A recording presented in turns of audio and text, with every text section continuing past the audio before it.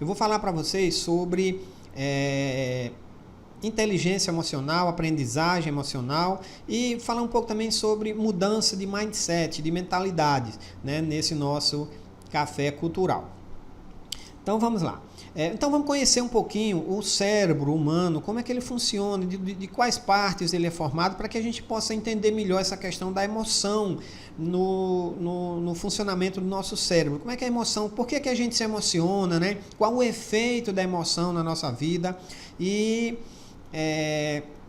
inicialmente eu quero falar para vocês aqui sobre a formação do cérebro. O cérebro humano, ele tem basicamente 3 grandes partes, né? E essa formação do cérebro humano nessas 3 grandes partes é em razão da evolução humana, né? Quem acredita na teoria da evolução vai entender da seguinte forma: o cérebro humano, na forma que nós temos hoje, ele foi composto por 3 camadas, né? Primeiramente, ele teve uma camada chamada tronco cerebral, que é essa parte que fica um pouco acima do pescoço, nessa parte que pega a coluna vertebral, que envolve a coluna vertebral, e esse cérebro é chamado de cérebro reptiliano. É a forma mais rudimentar do cérebro humano, do cérebro de uma forma geral. Então, tem alguns seres que ainda têm essa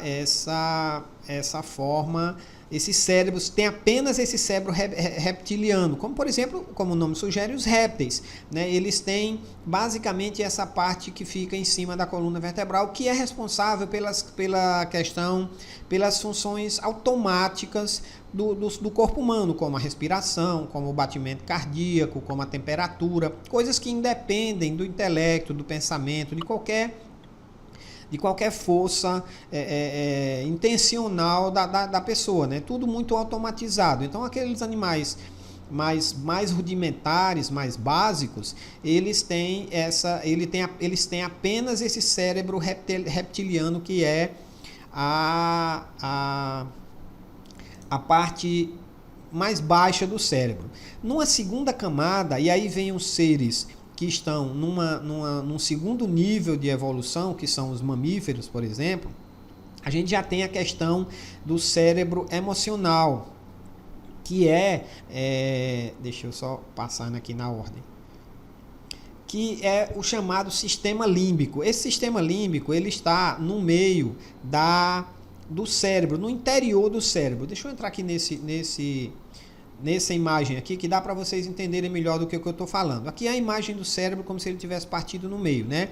Então, essa parte de baixo, onde tem aqui o hipocampo, essa parte bem inferior da tela, né, que vocês estão vendo aí, é o cérebro mais primitivo, né? Ele responde por alguns reflexos, algumas coisas bem iniciantes. Essa parte do meio, onde tem aqui o tálamo, a amígdala, né? Essa parte central aqui é chamado de cérebro emocional. Então, a gente partiu de um cérebro totalmente primitivo, em que ele controla apenas a parte, vamos dizer assim, a parte motora, né? E começou a passar agora para uma parte mais emocional. Então, essa parte, esse segundo cérebro que os mamíferos já têm, ele inseriu no cérebro humano a emoção. Então, esse texto que vocês estão vendo aí na parte superior esquerda diz o seguinte: a evolução do cérebro humano se processou à semelhança de uma casa, a qual novas alas e superestruturas foram adicionadas no decorrer da filogênese. Esta, aparentemente, entregou ao homem uma herança de 3 cérebros. A natureza de nada se desfaz durante a evolução. O homem foi assim provido de um cérebro mais antigo, semelhante a dos répteis. O segundo foi herdado dos mamíferos inferiores. E o terceiro é uma aquisição dos mamíferos superiores. Então, a terceira parte do cérebro é essa parte que envolve a cabeça, né? Toda essa parte que envolve a cabeça, que é chamado de córtex, né? É onde tem a parte racional. Então, o que nos diferencia de outros mamíferos é que nós temos essa parte que envolve a cabeça de uma forma muito mais desenvolvida. Os mamíferos, Por exemplo, os macacos, né, alguns mamíferos mais evoluídos, eles também têm essa parte do córtex, mas não é tão evoluída quanto a nossa. Tem a parte cognitiva no cérebro deles não funciona como o nosso funciona. Então, continuando aqui, deixa eu voltar aqui. Então essas são as 3 partes do cérebro humano. Nós vamos falar um pouquinho mais sobre essa questão emocional, sobre esse centro emocional, né, que é o sistema límbico, né? O sistema límbico, como eu mostrei para vocês, que é aquela parte localizada bem no meio do cérebro, né? Ele é chamado de límbico porque exatamente ele tem uma orla em volta do outro cérebro, do cérebro primitivo, né? Do cérebro reptiliano, e ele é responsável pela aprendizagem, pela memória e também pelo aprimoramento do olfato. Na realidade, o olfato foi o primeiro vestígio de cérebro, né, de inteligência que o homem teve, foi através do olfato. A partir desse olfato foi que foram surgindo a evolução do cérebro na condição que nós conhecemos hoje. E por falar nessa parte, então essa parte do sistema límbico é onde está a emoção, tá? É bem interessante, porque o principal órgão dessa parte aí é a amígdala, né? Deixa eu voltar aqui naquela imagem só para mostrar para vocês aqui. Se vocês olharem aqui, tem amígdala, né? Que aí diz assim: amígdala, batimento cardíaco, funções viscerais e medo. Esse pequeno órgãozinho, a amígdala cortical, que fica no cérebro, são 2 amígdalas, uma em cada hemisfério do cérebro. Ela tem uma função fundamental na nossa vida. Ela é responsável pelo armazenamento de emoção. O cérebro, ele tem vários tipos de memórias, né? Ele tem a memória de longo prazo, ele tem a memória formada por redes neurais e ele tem essa memória emocional. E a maioria dos nossos comportamentos no dia a dia são ditados também por esse pequeno órgão, por essa pequena amêndoa que a gente tem no cérebro, essas 2 amêndoas que a gente tem no cérebro. E eu vou mostrar para vocês agora como é que ela funciona na questão da emoção. Então eu vou entrar aqui no centro emocional e vou falar um pouco com vocês sobre sequestro emocional. Não sei se vocês já ouviram falar nesse termo, sequestro emocional. Vamos dizer, vou dar um exemplo para que a gente compreenda o que é o sequestro emocional. Vamos dizer que você vai andando numa rua assim deserta, por exemplo, e quando você dobra uma esquina, de repente você encontra uma pessoa com uma arma na sua cara anunciando um assalto. Nesse momento, se você encontrasse outra situação qualquer, as informações que você receberia através dos seus sentidos, principalmente da visão nesse caso e da audição, seriam transportadas para aquela parte superior do cérebro, que é o neocórtex, onde você analisaria se é uma pessoa que você conhece, e aí você cumprimentaria, alguma coisa do tipo. Mas, nesse caso, a amígdala, né, essa informação que vem da sua visão, quando você vê aquele assaltante, essa informação vai primeiramente para um órgão chamado tálamo. E esse tálamo, ele divide as informações. Então ele diz para onde aquela informação deve ir. E normalmente essa informação passa primeiramente pela amígdala. E a amígdala, ela é uma sentinela do cérebro. É ela que toma a primeira decisão. Eu acho muito parecida a ideia da amígdala com a nossa antecipação de tutela. Sabe, quando o processo entra no coisa e a pessoa pede uma coisa urgente, uma reintegração, por exemplo, qual é a análise que é feita nessa tutela? É uma análise muito rápida, muito superficial, né? E muito vamos dizer assim, às vezes até anacrônica, né? Mesmo que muito prematura. Então, a amígdala, ela faz essa análise muito prematura. Ela, naquele momento ali, ela diz assim, quando você tem aquele choque com aquele assaltante, ela dispara uma série de alarmes para o seu corpo que a gente chama de sequestro neural. O que é que ela faz? Ela toma conta de todo o seu cérebro. Ela bombeia para todo o seu organismo uma série de hormônios que ela toma o controle do seu cérebro. A sua parte racional, que é a parte superior da cabeça, ela é sequestrada pela amígdala. E naquele momento ali você tem ela só te oferece duas opções. Ou você foge, ou você luta, ou você briga, ou você vai para cima do assaltante, ou você foge. E aí, em razão dessa situação que você tem ali, seu cérebro foi sequestrado pela amígdala, né? Porque a resposta dela é muito mais rápida.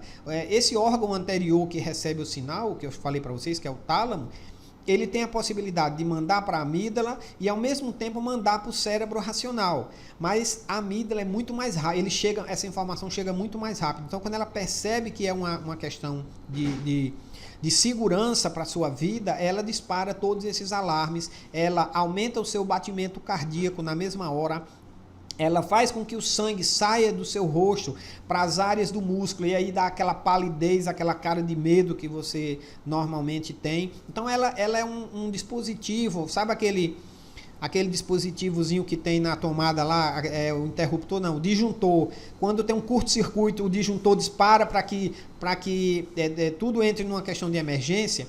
Então, para que você não queime todos os seus eletrodomésticos. Então, a amígdala, ela funciona mais ou menos nessa situação. Ela é uma sentinela, ela é um alarme no cérebro para que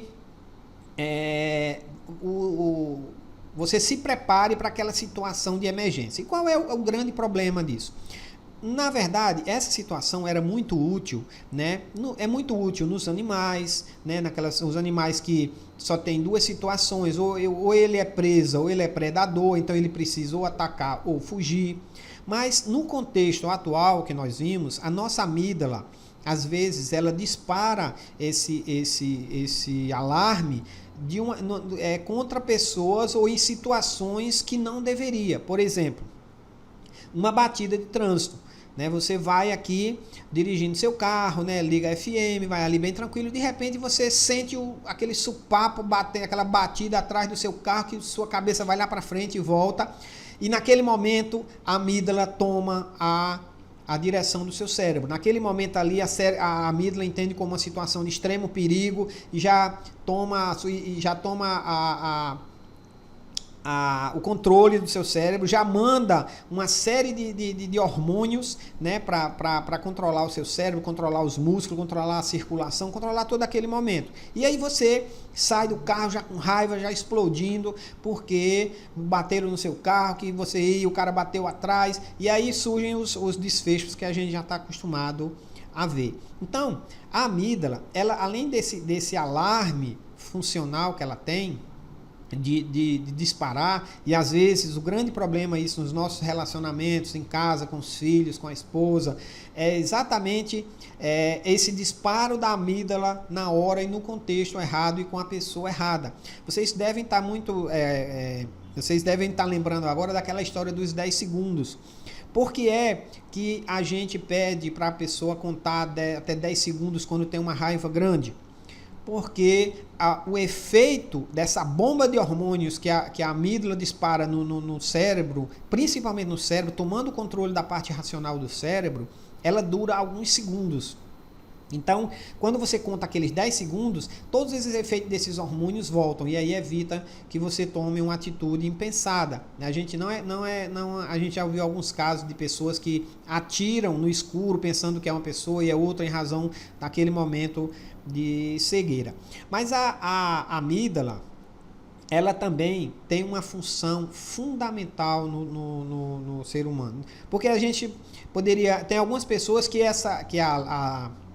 o disjuntor dela, vamos dizer assim, é só de 5, né, ou de 10. Então ele dispara muito rápido. Qualquer sinal de desavença, a amígdala dispara e toma o controle da pessoa. E a gente poderia pensar assim: bom, então a solução para isso é a gente mandar tirar a amígdala. Se tirar a amígdala, vai ficar todo mundo calminho, não vai ter explosão, não vai ter nenhum problema. Acontece que a amígdala, ela tem uma função fundamental também na tomada de decisões, tá? Ela é fundamental na hora de a gente tomar decisões, tá? Porque foram feitos alguns experimentos em que houve a secção, né? Foi cortada o contato da amígdala com a parte racional do cérebro, né? E o que foi que aconteceu? Essa amígdala praticamente perdeu a função, ou então a própria extração da amígdala, das amígdalas. O que é que isso causa no ser humano? Uma total incapacidade de tomar decisões. Por quê? Porque as decisões que nós tomamos no dia a dia, sejam as mais simples até as mais complexas, elas necessitam da amígdala, porque é na amígdala que está armazenada toda a memória de emoções que nós temos na vida. Por exemplo, vamos dizer que você comprou um equipamento na internet e caiu num golpe. Comprou lá, pagou o boleto e o equipamento nunca chegou. Quando for daqui uns 5 anos, por exemplo, se você for comprar de novo na internet e quando você for entrar num site lá, a amígdala vai te lembrar daquela emoção negativa que você teve com aquela compra que você fez e vai dizer e vai te alertar para você não comprar novamente, porque você já comprou, pelo menos vai dar o sinal de alerta. Você pode até comprar, mas ela vai trazer à sua memória aquela ideia daquele golpe que você recebeu. Então a amígdala, ela tem esse caráter de ajudar, de trazer o contexto emocional para as nossas decisões. Então o que aconteceria se a gente mandasse extrair as nossas amígdalas? Nós ficaríamos com as nossas emoções totalmente embotadas. Se um filho da gente morresse, para a gente tanto faria. Se nossos pais morressem, tanto faria. Qualquer problema, por mais drástico que fosse, para a gente não teria tanto peso, porque a gente não teria mais essa carga emocional nas nossas decisões, nas nossas emoções. A amígdala também, por incrível que pareça, ela é a fonte das lágrimas.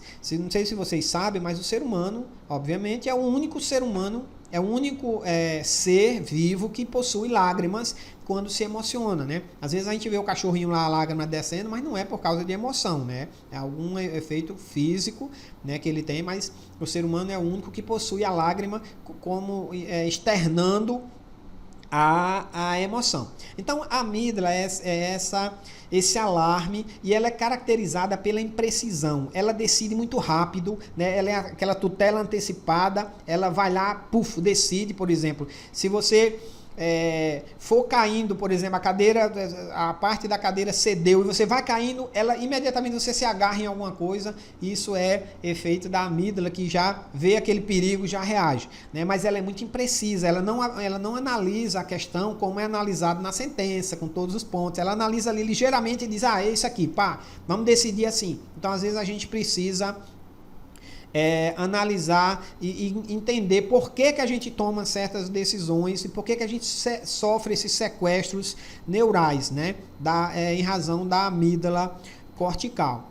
Aqui tem um pequeno caminho, né, das emoções, né? Então, quando você vê alguma coisa, por exemplo, quando você encontra uma pessoa, é no hipocampo que está armazenada a memória de que você conhece aquela pessoa. Você encontra uma pessoa, eu conheço aquela pessoa. Agora é a amígdala que diz se você gosta ou não dela, dependendo das emoções que você teve com ela, do contexto que você viveu com aquela pessoa. Então a amígdala que te dá esse contexto de emoção, esse sabor emocional para aquelas coisas que você está visualizando. Do mesmo jeito é um cheiro. Quando você sente o cheiro de alguma coisa, às vezes você lembra de algum momento, um perfume, por exemplo, você pode te lembrar de um momento bom ou de um momento ruim, né? Você pode sentir um cheiro de uma rosa e lembrar de um velório, por exemplo. Então, a amígdala traz esse contexto emocional. Então, o tálamo, ele manda essa informação que vem pelos sentidos para a amígdala, né, e para o hipocampo para armazenar, e para o neocórtex, onde fica a parte, vamos dizer assim, executiva do cérebro, essa parte superior da cabeça que envolve todo o cérebro, né, que é um emaranhado com mais de 100 bilhões de neurônios. Essa parte superior da tela é da mente, é a parte executiva do nosso cérebro, né? A parte do planejamento, a parte da organização e a parte também que tem mais tempo para organizar as ideias. Só por isso mesmo ele é mais lento e a amígdala é muito mais rápida. Só para a gente complementar essa questão aí da amígdala. Então, prosseguindo aqui, a gente falou dessa questão do sequestro emocional. Agora, essa parte, esse slide que vocês estão vendo, é o cérebro pensante, essa parte superior que eu falei para vocês, é a sede do pensamento, né? É onde a gente acrescenta a um pensamento o que pensamos dele, o chamado de metacognição. A gente é capaz de pensar sobre o que está pensando. Isso é a parte racional do cérebro. Essa parte superior é o neocórtex, que envolve toda a cabeça, que é formado por várias partes, cada uma com funções diferentes. Então, quando a gente tem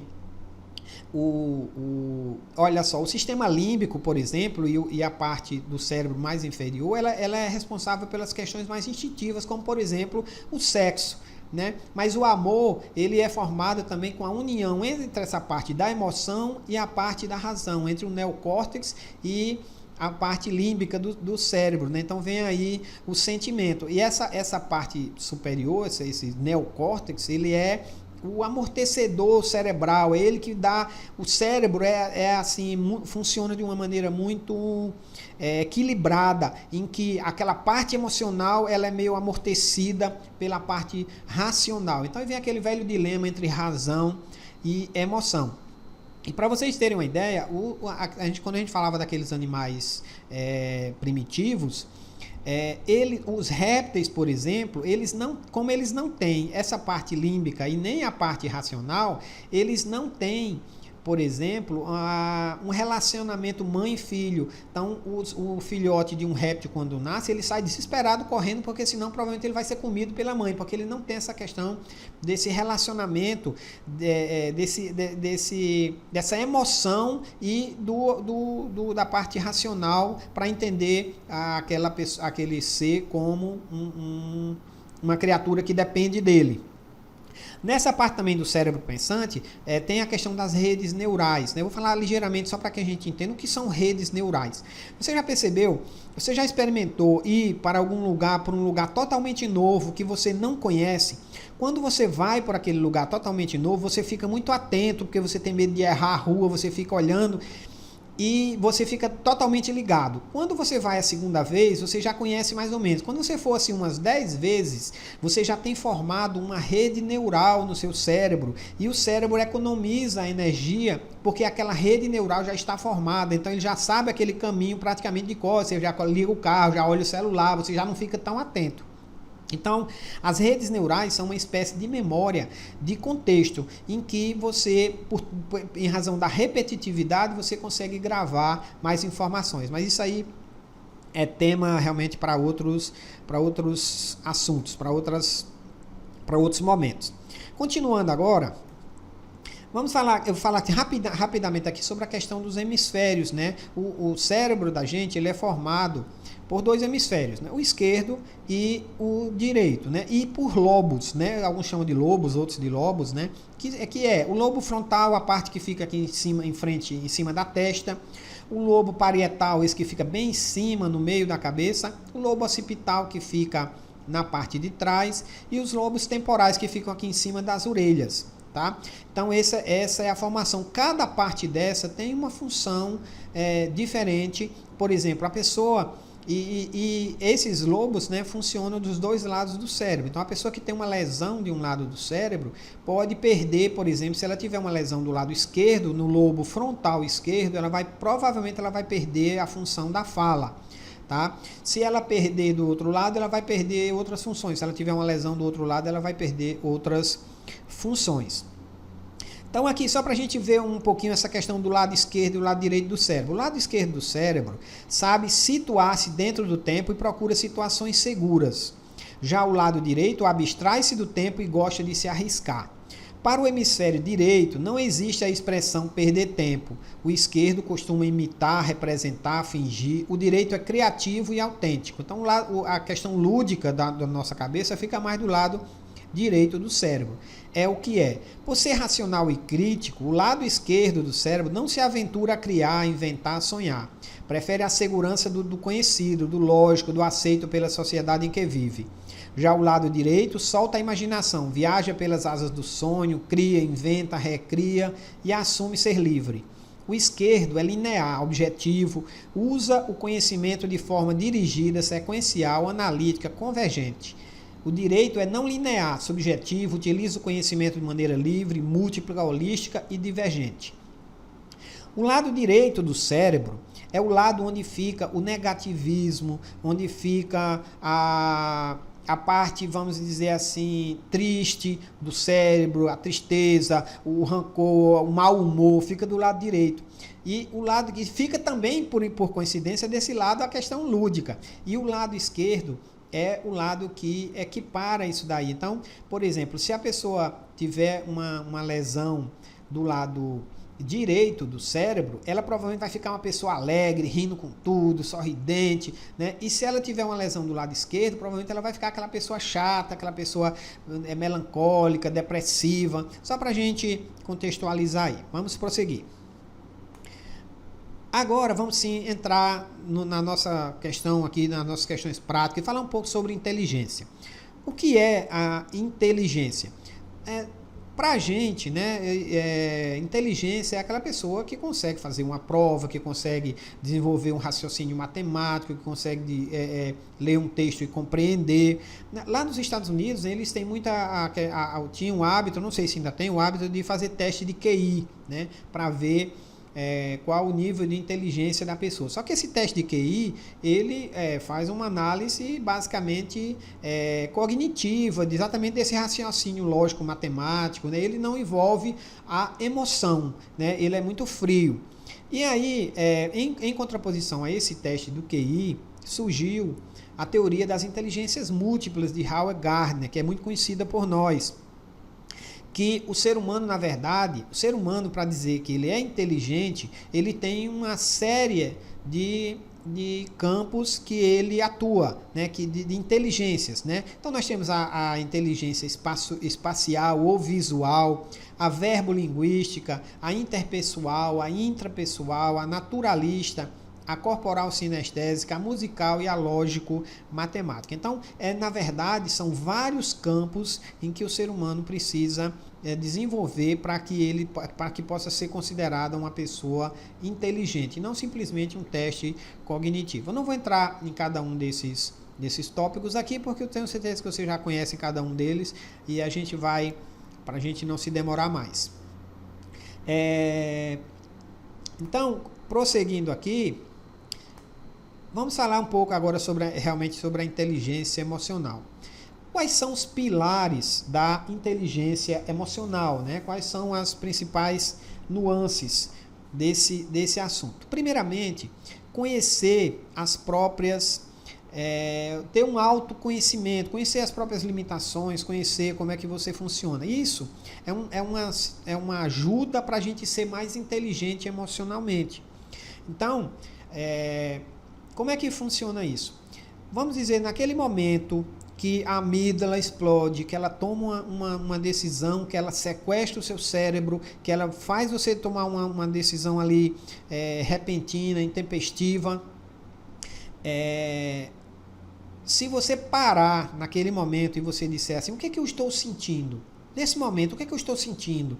É raiva, é rancor, é tristeza, é ódio, é alegria, até porque a amígdala também, ela tem um sequestro, vamos dizer assim, um sequestro positivo. Quando você escuta uma piada, por exemplo, que você dá aquela gargalhada, a amígdala também que traz todo aquele contexto emocional para você. Então, o autoconhecimento, né, de você, por exemplo, a capacidade de afastar um estado de espírito negativo e de você também se conhecer melhor. Naquele momento, o que você está sentindo?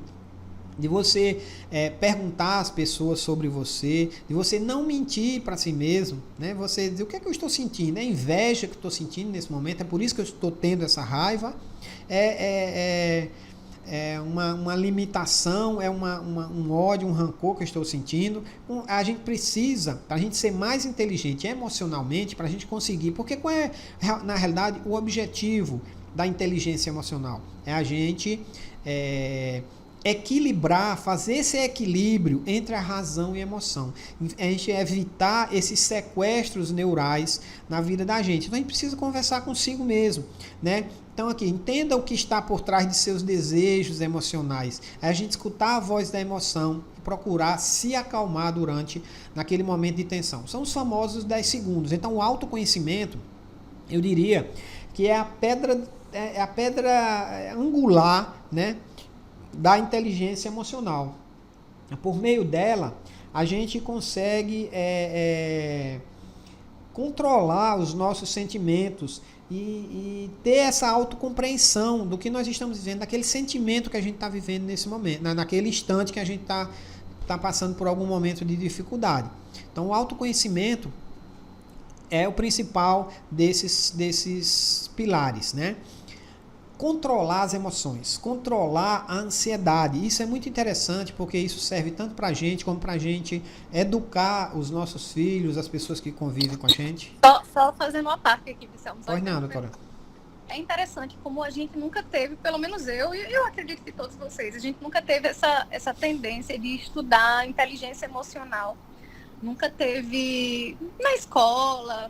E hoje em dia eles estão priorizando bastante isso. Na escola das crianças, e inclusive em muitas outras, eles agora têm programas direcionados a isso. Eu erro até o nome, acho que é LIV. Aí as meninas daqui a pouco dizem que não é esse nome. Mas eu acho que é isso, Laboratório de Inteligência e Vida, alguma coisa assim. E não é só colocar o material ali e jogar, não. Eles cobram sobre isso. Tem uma cartilha, tem atividades que a gente tem que fazer em casa. Tem um bonequinho que traz para casa e que fala sobre as emoções. Agora mesmo, nesse período de confinamento, as meninas receberam ontem, pelo meu e-mail, uma carta do Geraldo, que é o bonequinho que acompanha elas durante esse ano. Aí o Geraldo, nessa carta, eu posso até mostrar para vocês depois, mandar. O Geraldo, nessa carta, ele fala como é que está esse período de confinamento dele, né? Para demonstrar as emoções dele. E perguntando, e como é que tá com vocês? Quando vocês voltarem para a escola, eu quero saber o que foi que aconteceu durante esse período que vocês estão longe. Lembra daquele bonequinho que a vovó me deu, está comigo, aquele caderno, eu estou anotando todas as minhas emoções, o que é que eu estou sentindo, às vezes eu tenho raiva de estar em casa. Aí, assim, a gente vai sentindo como realmente eles estão vivenciando nessa questão da inteligência emocional, algo que a gente não vivenciou, porque para a gente realmente só existia inteligência racional, né, objetiva. Uhum. Foi mal. Não, foi muito bem observado, doutor. E o seguinte, as empresas hoje, inclusive, quando elas vão contratar, obviamente que elas não vão observar só a questão emocional, mas elas estão muito mais. Não adianta, por exemplo, você ter uma pessoa na sua equipe que é extremamente inteligente, extremamente capaz, conhece todas as áreas, sabe fazer tudo, mas que é extremamente difícil de relacionamento. Aquela pessoa que não consegue se adaptar com os colegas, não tem um temperamento agressivo, um temperamento explosivo, se isola às vezes, tem cada dia a pessoa age de uma maneira diferente. Isso é falta de inteligência emocional. A pessoa tem a inteligência racional, tem a inteligência cognitiva, mas falta a inteligência emocional, falta o autocontrole. E falando nisso que a doutora Jólia falou aí, não sei se vocês já ouviram falar no teste do marshmallow, né? Marshmallow é um docezinho bem sem graça que eles gostam muito lá nos Estados Unidos, né? E as crianças, foram botadas algumas crianças numa sala e foi entregue um docinho desse para cada criança. E disseram a ela o seguinte, olha, quem quiser comer o seu agora, pode comer. Quem quiser esperar mais um pouco, por meia hora, vai ganhar mais um doce. E algumas crianças ficaram se remoendo lá e tal, e umas comeram logo e outras não, esperaram uns 30 minutos. E eles acompanharam o desenvolvimento dessa criança durante toda a vida escolar delas. E aquelas crianças que que agiram pela impulsividade e comeram logo o doce, durante toda a vida escolar delas foi inferior àquelas que tiveram a inteligência de esperar um pouquinho para receber os 2 doces. Ou seja, aquelas crianças que esperaram, elas já tinham um nível de inteligência emocional, de consciência, de saber esperar. Então isso vai bem ao encontro disso que eu estava falando para vocês, né? A gente começar a preparar os filhos para essa questão da ansiedade, né? Nós estamos vivendo hoje no tempo da ansiedade, né?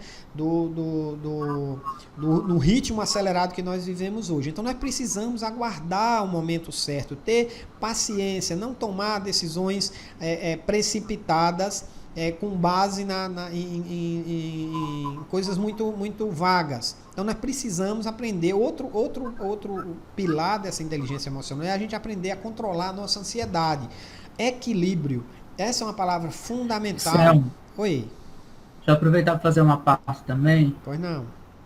Teve uma palestra recente que quem fez foi até Sérgio Torres, que é desembargador lá do TRT da 6ª Região, e ele também começou a introduzir um conceito que já é um desdobramento desse desenvolvimento em alguns segmentos mais aprimorado da questão da inteligência emocional, que é o desenvolvimento do quociente de adaptabilidade, que é um conceito que vem sendo desenvolvido com bastante força, especialmente nessas empresas que trabalham, são empresas globais que trabalham com tecnologia de informação, que eles vêm avaliando exatamente a aplicabilidade prática da inteligência emocional dentro dos ambientes corporativos.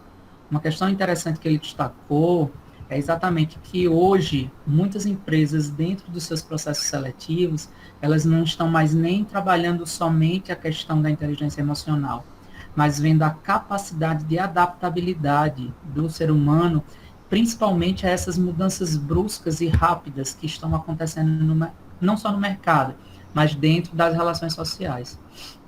Então, tem um livro interessante, que depois eu vou colocar aí no chatzinho, para quem quiser se aprofundar um pouquinho também dentro desse tema, que ele é extremamente interessante e é super pertinente aí a essa exposição que você está fazendo, beleza? Legal, doutor. Muito bom. E é exatamente isso. E a gente tá vivendo esse momento. A gente está vivendo na prática hoje esse momento de adaptabilidade, né? A gente, nossa, tá sendo uma situação extrema para todos nós, trabalhar de casa pelo celular vira uma coisa meio complicada para a gente. E a inteligência emocional realmente passa por isso. Então, além desse equilíbrio, a temperança, né? E a gente, essa intensa busca pelo bem-estar, pela tranquilidade, né? Me ocorreu até a frase que a doutora Jólia botou no Instagram dela ontem, eu acho, né? Sobre o conceito de saúde, né? Para a OMS, né? Que saúde não é apenas ausência de doença, mas é um completo bem-estar biopsíquico, sócio e espiritual, né? Isso é fundamental também nessa questão dessa inteligência emocional. A gente buscar o bem-estar no ambiente de trabalho, em casa, a gente evitar sobrecarregar as pessoas com informações ou com cargas que são desnecessárias às vezes, né? O terceiro pilar é a motivação, né? E aí passa a questão do mindset, né? O que é mindset? É a mentalidade. Qual a sua mentalidade? Os estudiosos dizem, né, que existem 2 tipos de mindset. O mindset fixo e o mindset de crescimento. O mindset fixo, o que une esses dois, ou o que difere, ou o que dispre nesses dois tipos de mindset, é o conceito de sucesso e o conceito de fracasso. Nós precisamos aprender na inteligência emocional, com a inteligência emocional, a lidar com essas 2 questões. Como é que a gente enfrenta o sucesso, como é que a gente enfrenta o fracasso? A pessoa que tem um mindset fixo, ela entende que a inteligência dela é limitada, a capacidade dela é limitada, o valor dela é limitado e ela não lida muito bem com o fracasso. O fracasso para ela resulta em ela achar que ela é fracassado, né? Então, o sucesso ou fracasso é sempre uma prova para ela. O sucesso, ela está provando para si mesma que ela consegue, enquanto para aquelas pessoas que têm um mindset de crescimento, o sucesso ou o fracasso são questões de aprendizados. Então, quando você fracassa, você não é um fracassado, né? E aí eu estava vendo esses dias que, por exemplo, o Walt Disney num dos primeiros empregos dele, foi demitido porque ele não tinha criatividade, né? Disseram a ele que ele estava demitido porque ele não era uma pessoa criativa. Então, se ele fosse uma pessoa de mindset fixo, talvez ali ele já teria assimilado aquilo como uma verdade e teria se tornado um fracassado. Outro ponto é o esforço. Para a pessoa que tem mindset fixo, ela acha que só quem precisa se esforçar são as pessoas sem talento, aquelas pessoas que não são inteligentes, que a pessoa não nasceu com a inteligência, então ela tem que se esforçar mais. A pessoa que tem um mindset, uma mentalidade de crescimento, ela tem o fracasso como um aprendizado, como uma forma de crescimento, como uma experiência em que ela pode melhorar, e um esforço como uma transformação na vida dela. A gente vê, uma das características da pessoa que tem um mindset fixo é sempre colocar a culpa nos outros.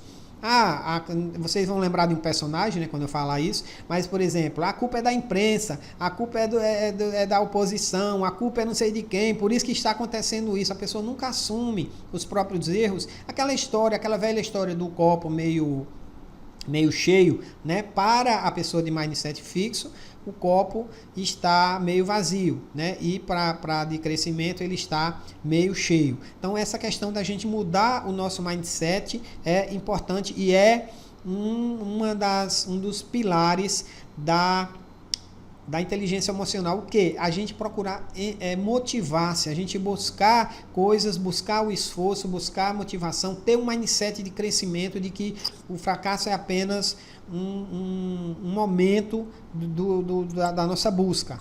Isso naquele outro livro que eu estava dizendo lá na vara, que eu tinha lido, esqueci até o nome do autor agora, mas depois eu coloco para vocês também, que achei bem bacana nesse sentido. Ele diz assim, que o talento, ou que o esforço vence o talento quando o talento não se esforça. E eu acho que entra muito, muito aí nessa questão do mindset de crescimento, né?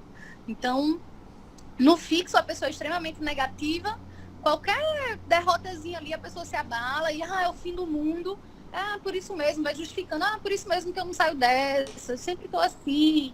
E no do crescimento, não, realmente vê como uma oportunidade de ir atrás, de avançar. Esbarrou ali, como o Cássio também colocou aqui no chat, bem bacana. Quem passa em concurso público normalmente tem um mindset de crescimento, porque leva ferro até passar. Então vai se esforçando, não, mas na próxima vai ser melhor, na próxima eu vou conseguir. E não se deixa abalar por aquela derrota, né? Que normalmente quem tem um mindset fixo se deixa abalar. Exatamente. E normalmente as pessoas que têm o mindset fixo desistem, né? Chega num momento que elas acham que não conseguem mais e que é exatamente isso que tem aqui, né? Que elas acham que o sucesso ou o fracasso é uma condição delas e não um obstáculo ou não um aprendizado na vida. Então a gente precisa ficar atento para essa questão da motivação. O outro pilar é reconhecer a emoção nos outros, e aí é a famosa empatia, né? Que a empatia, segundo esse texto aqui, é alimentada pelo autoconhecimento, a capacidade de interpretar sinais tais como tom da voz, gesto, expressão facial. Isso aqui é interessante, porque a empatia é exatamente isso, é você sentir o que tentar sentir o que a outra pessoa sente. E às vezes isso está no tom da voz, isso está no gesto, isso está numa expressão facial. A forma de expressões da emoção, às vezes, não é verbal, e na maioria das vezes não é verbal. A pessoa não chega para dizer que está mal. Um olhar, um gesto, um sorriso ou um baixar de cabeça, às vezes reflete o que a pessoa está sentindo naquele momento. Então, empatia é entrar no sentimento alheio. Então, a inteligência emocional passa por essa questão da empatia, da alteridade, da gente sentir o que a outra pessoa sente, tentar sentir, tentar imaginar, tentar se colocar no lugar daquela pessoa. Aquele cara que bateu no carro, na traseira do seu carro, né? O que será que aquela pessoa está sentindo naquele momento, né? Isso aconteceu comigo esses dias. Eu ia um cara no carro do correio, aqueles carrinhos bem velhinho, bateu na traseira do carro, que eu balancei a cabeça do jeito que eu disse. Eu saí do carro e aí fui lá olhar, lógico, aí não tinha amassado nada, o rapaz chega e estava pálido olhando para mim. Naquele momento ali, eu não falei nada, eu falei, não, cara, não amassou nada aí, pode ir embora. Mas ele, naquele momento ali, você não sabe o que estava passando por a cabeça daquela pessoa naquele momento. Um salário muito pequeno, ia ter que pagar o carro do correio, ia ter que pagar meu carro, ia ter que responder um processo. Então, isso é a gente, uma outra etapa da inteligência emocional, a gente sentir empatia. E por fim, lidar com relacionamentos, né? Isso envolve toda a nossa criatividade para a gente saber lidar com o coração. E aí vem uma coisa interessante, né? Porque liderar com o coração, desculpe. Liderar com o coração, porque todos nós somos líderes, né? Se você for imaginar, cada um de nós é líder, nem que seja na sua casa, nem que seja no trabalho, ou em qualquer lugar que você anda, na igreja, nós somos líderes. Então, a arte do relacionamento é contagiar as pessoas com emoção, é o chamado arrasto emocional. O líder, a gente sabe que é aquela pessoa, não é aquela pessoa que manda, né? Aquela velha diferença entre líder e chefe. O chefe manda, o líder, ele é seguido. O líder, ele dá o exemplo e as pessoas seguem voluntariamente aquilo que o líder está fazendo. Isso não é uma coisa simples, mas isso também, isso é mais difícil ainda, eu acredito, no lar da gente. A gente agir com liderança em relação aos nossos filhos, né? E ainda mais no contexto do casal. Então, cativar pessoas. A questão do bom humor também, né? Então, liderar com o coração, né, é ter bom humor. Então, a arte do relacionamento passa por isso. Evitar o estresse e doença ocupacional com meditação, exercício, lazer, autocontrole e empatia. E por fim eu botei aí que a atenção idiotiza as pessoas. Não sei de quem é essa frase, mas é bem interessante. A pessoa que vive sobre intensa tensão do chefe, ou do pai, ou da mãe, ou às vezes até de irmãos mesmo, pessoas que têm um certo nível de poder sobre outras, causa problemas muito sérios nos relacionamentos. Então, ter inteligência é saber lidar com as relações, seja nas relações ascendentes, seja nas descendentes, seja nas colaterais, a gente saber controlar essa situação, controlar esse nível de estresse que pode gerar nos relacionamentos. Então, nós temos aí... Pois não? Eu poderia falar à vontade. Uma partezinha acerca da empatia? Sim. Porque isso aí já é um assunto que eu já tinha pensado antes, em diversos contextos da minha vida. Eu acho a empatia uma palavra-chave para fazer esse intercâmbio em relação à liderança, aos relacionamentos do dia a dia, em qualquer relacionamento, seja no trabalho, seja na escola, nas relações sociais diversas, a relação entre chefe e subordinado, e, enfim. Porque a questão da empatia, como você já falou, eu senti algo que alguém está sentindo. Por exemplo, se eu já vivenciei uma situação, é mais fácil eu ter empatia por alguém que está vivendo aquela situação semelhante. Porque ela vai pensar assim, caramba, eu já passei uma situação semelhante, do jeito que ela está sentindo mesmo. Mas quando a gente não nunca vivenciou uma situação daquela que a pessoa está passando, isso é mais difícil acontecer. Então, geralmente, nós temos mais facilidade de ter empatia em relação a assuntos que nós já vivemos, que nós já passamos, que nós já sofremos, principalmente. E eu lembro muito bem, quando eu era bem religioso, que lia a Bíblia, e eu me lembro dos evangelhos de Jesus Cristo, que ele falava na verdade, ele sentia empatia por alguém numa situação que ele nunca tinha vivido. Então, eu acho isso interessante, porque ele esteve no sentimento, sentindo o que aquela prostituta sentiu, então ele conseguiu ter empatia por ela, por mais que a prostituição fosse algo condenável na cultura judaica, naquela época de Jesus Cristo. Então, ninguém melhor do que ele para ter esse sentido de empatia mais forte. Ele conseguia ter empatia, mesmo sem nunca ter vivido uma situação. Então, isso, mais do que nunca, é um treinamento, é um desafio, realmente, como o Dr. Cássio está falando. Porque isso tem que ser um hábito diário em nossas vidas. Esse é o difícil, ter empatia por algo que nós nunca vivemos.